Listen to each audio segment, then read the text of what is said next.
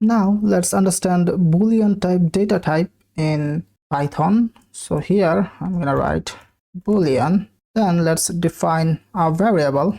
For example, incident occurred. Here answer can be yes or no, and for that we're gonna use Boolean. So if I write here true, you can see it is throwing an error and it is not allowing me to do that.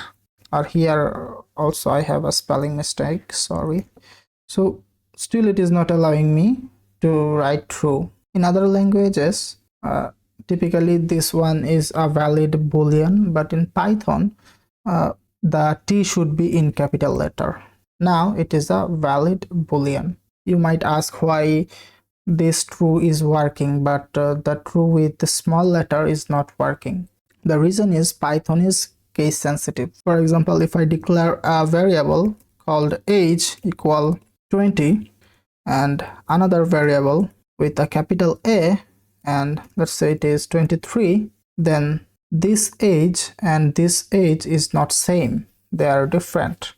If I print age and if I print here this age, if I run the code, you can see it is printing 20, this one, and then 23, this one. If they are happen to same, then what it would do is it would overwrite the value of age. What do I mean by that?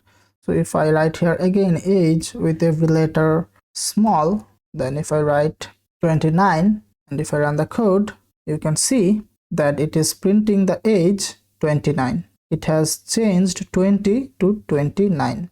Understanding the both are not same. If this age and this age were happen to same, then Python would have overwrite 20 and put 23 in this age. But as they are different, it didn't happen in the previous example. So let me remove this portion. So this is Boolean. So writing the small t won't work here. So now if I write here print, and then if I write here incident occurred and I run the code, you can see it prints true.